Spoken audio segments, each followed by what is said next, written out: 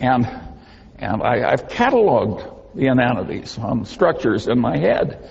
And it's been a wonderful thing to do. If you stop to think about it, how many unhappy collectors do you know? Whether they collect silver or mistresses or, you know. I thought I would speak tonight a little bit on my favorite subject just as a talk, and after that just take questions from Tom of any kind he wants to answer. What I'd like to talk about briefly is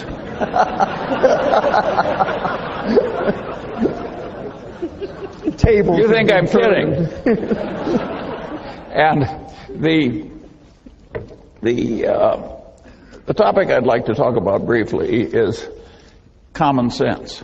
Which isn't common. Yes. See? And what people mean when they say a man has common sense is uncommon sense.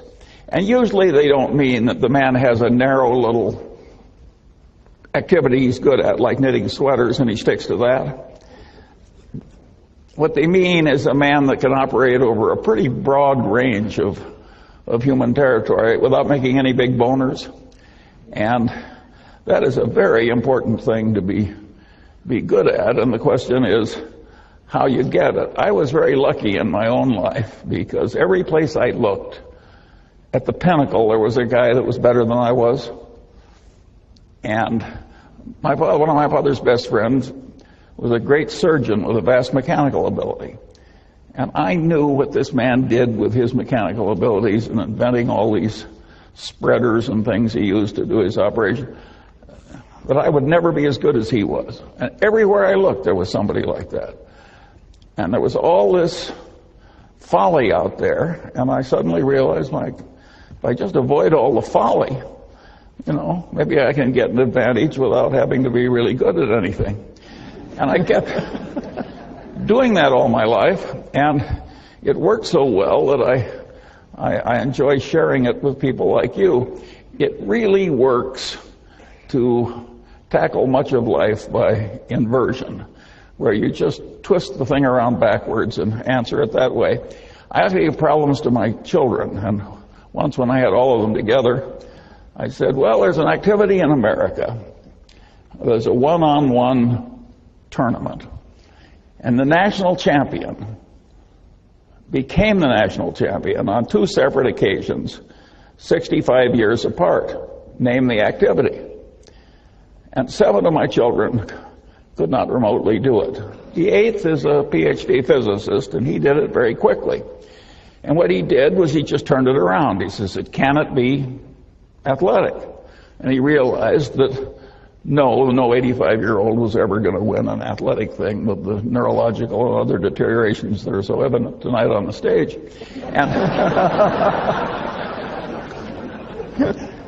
And so I said, well, could it be chess? He's a chess player. And he realized that no 85-year-old was ever going to be the U.S.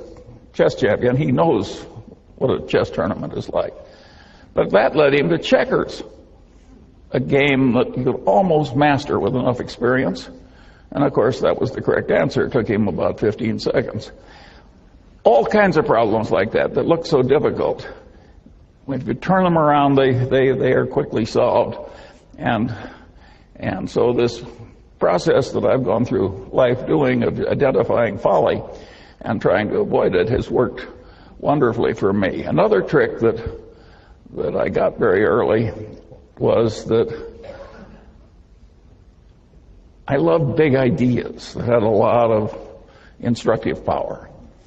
And I liked them so well that I didn't mind when they were in somebody else's territory. I just went in and took the ideas. So I paid no attention to the territorial boundaries of academic disciplines. And I just grabbed all the big ideas that I could. And then I used them in daily activity to solve problems and amuse myself and do self-education and so forth. Well, that makes me a collector. I'm a collector of inanity. And I've cataloged the inanities on structures in my head. And it's been a wonderful thing to do. If you stop to think about it, how many unhappy collectors do you know? Whether they collect silver or mistresses or, by and large, collectors are happy. And collecting inanities is just wonderful. If you collect stamps the way I once did, I soon had a U.S. stamp collection I couldn't afford to add a stamp to. Well, what fun is collecting when you can't afford the next stamp? When you're collecting inanities, there's never a shortage. And there's all this low-hanging fruit. We had one this morning from the governor of New York. That was pretty expensive fruit.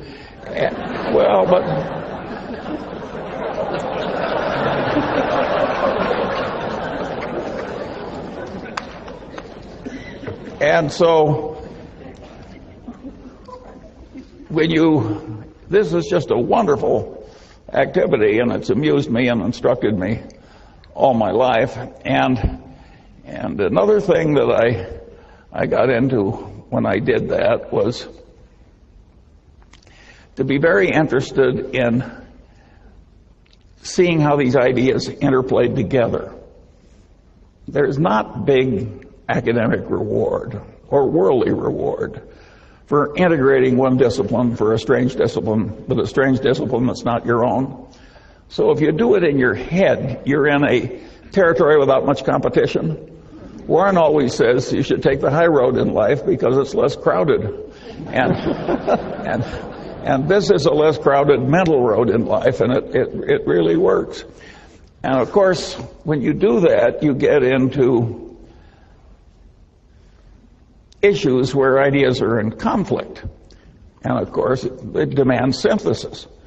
Well, a lot of people, when they see a demand for synthesis, immediately retreat into whatever orthodoxy they came from. That's not the MUNGER. If there's two big, powerful ideas and there's a terrible tension between them and synthesis is demanded, I look it up if I can, and if I can't look it up, I try and figure it out, and if I have a poor approximation, I use that for a few years until it gets better. I got another idea that was very useful. I always liked Occam's razor. Now, that is a wonderful way to think. You can argue that Einstein's whole career was just a marvelous demonstration of Occam's razor. E equals mc squared is a pretty damn simple idea, but think of the power of it.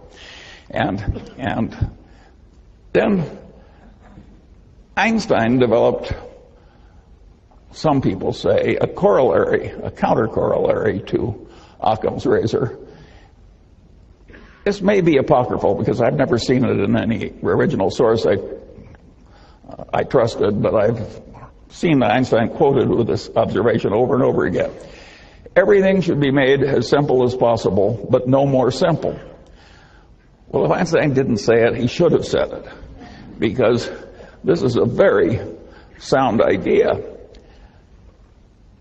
I later developed a supplement to that corollary. And my supplement to Einstein's corollary was that, about Occam's razor, was in messy social science,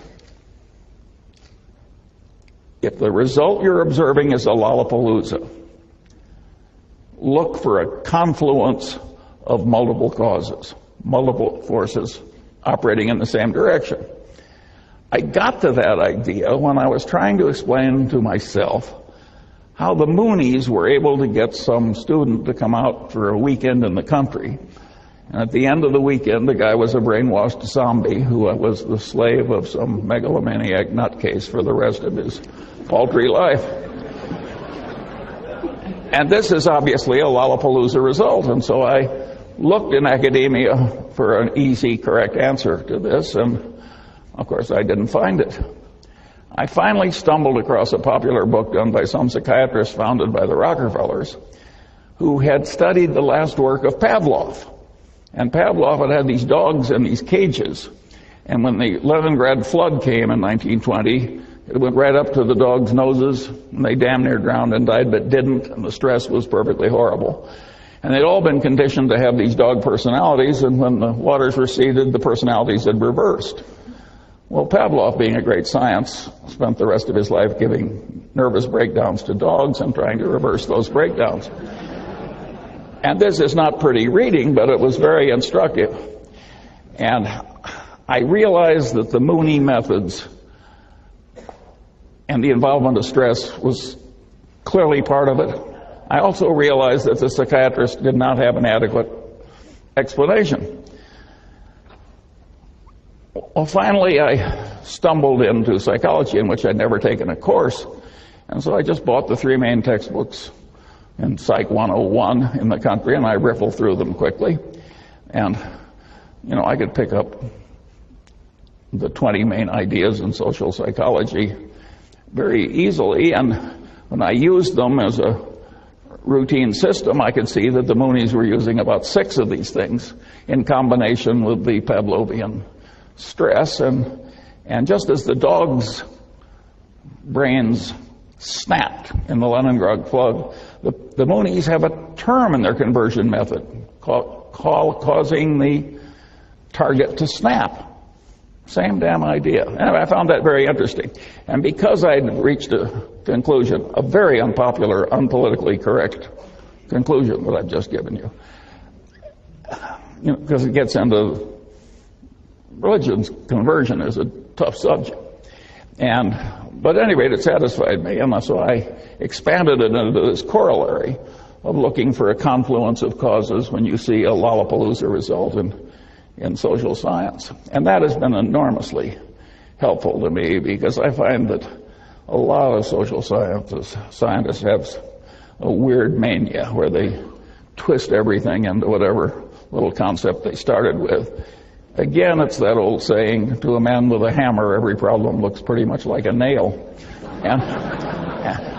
And I have worked hard to avoid that problem. And of course, if you grab the big ideas in all the disciplines, by definition, you're a man with multiple tools. So you're less likely to commit the inanities of the people who twist every problem into being a nail.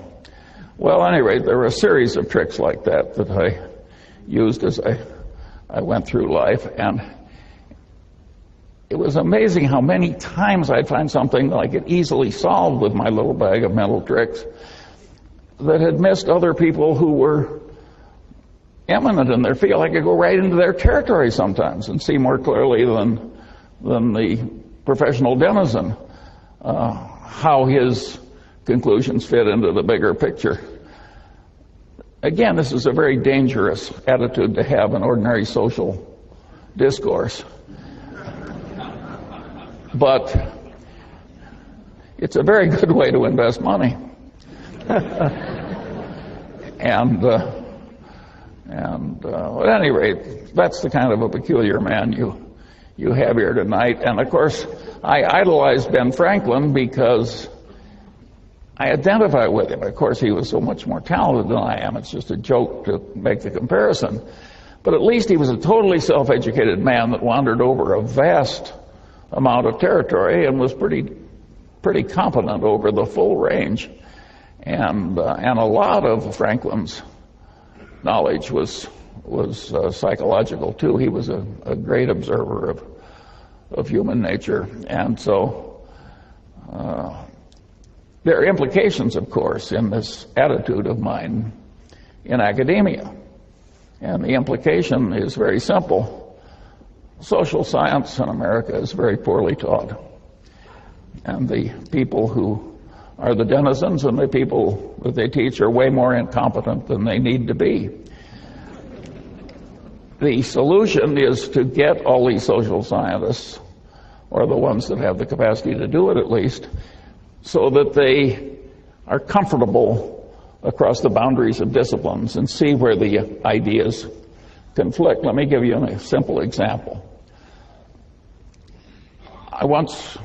If you went around Caltech and asked people, where do the laws of chemistry not apply?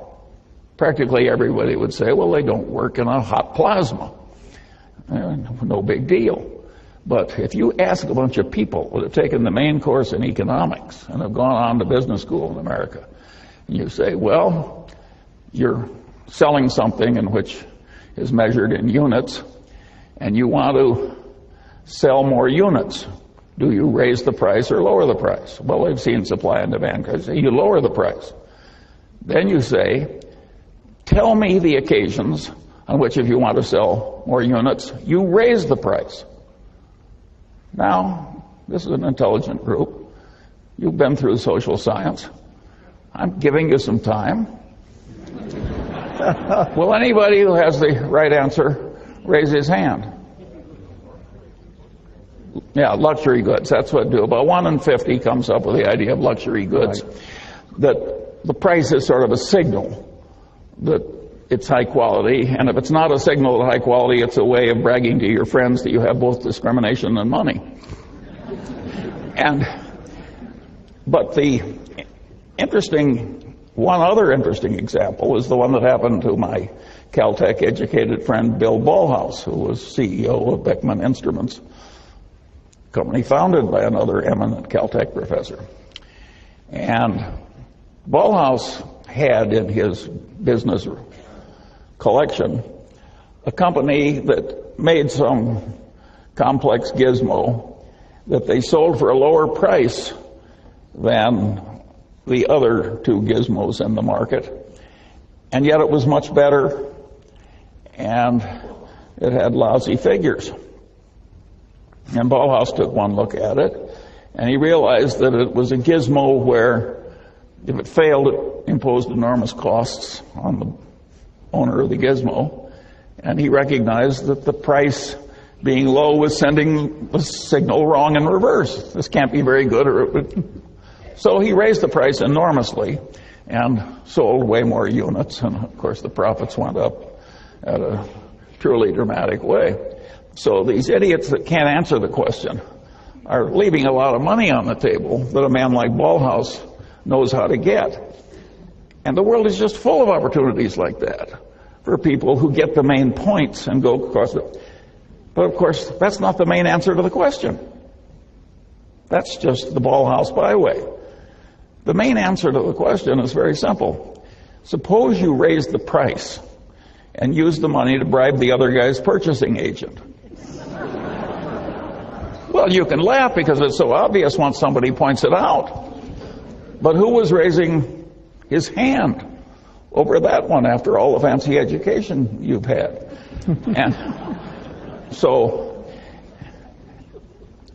And the kissing cousin of that direct bribery of the other guy's purchasing agent, that's the way title insurance is sold in America, that's the way load mutual funds are sold in America, that's the way a certain amount of defense contracting has been done or attempted to be done. It's a huge, important part of capitalistic life, that business of raising the price and using the money to enhance sales. And of course, there are legitimate ways to do it too, like legitimate information through advertising or otherwise. But there's a lot of illegitimate use of increased price to increase sales, and that's a big part of the capitalist condition. And if you don't have a brain that automatically has these things pop into it, you haven't really assimilated social science correctly. What good does it do to be able to pass a test parroting back to the professor what he told you? Well, that'll get you an academic label, but it won't get you the many millions of dollars Ballhaus made by raising the price, and it won't get you really fabulous investment results in life if it takes some imagination. If you don't see how all these things work and how they interplay, and of course, the way to get that competency, like any other competency, is to adopt the necessary elements and practice using it over a considerable period of time and a considerable area of complexity. And now, get to a really interesting question. Can we fix the social sciences so they aren't such total horses' asses? And the answer is yes. Is it likely to happen? The answer is no. It will happen eventually because, well, here I'm going to lose my humility prize. I had a guy in the Harvard Law Review ahead of me. He said to me once in the course of an argument, he said, "Charlie, think about it for a while and you'll agree with me because you're smart and I'm right." Great argument. Yeah. Well, the liberal arts are going to come to the Munger system in due course because they're smart and I'm right. It can be done better, but it can't be done better with a crazy reward system that allows people to be as silly as they are in many departments. I always liked the story of P.J. O'Rourke, who said, you know, he says, the last communist dictator of Albania was a pure communist. And he finally threw out the Russian embassy because they'd lost the pure faith. And then he kicked out the Chinese communists because they'd lost the pure faith. And he said, finally, he was only comfortable with two places in the world. One was the communist dictator of North Korea, and the other was the English department at Yale.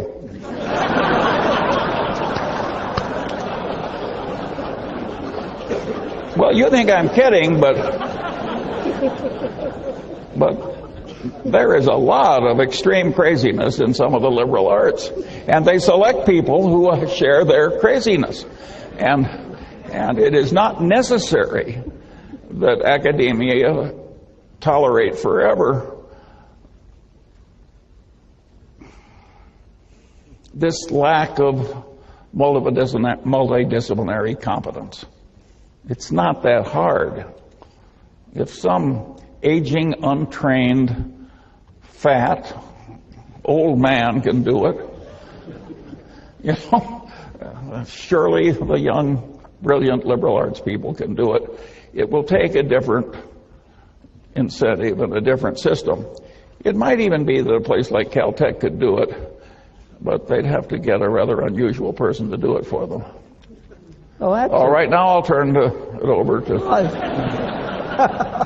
Well, I'd like to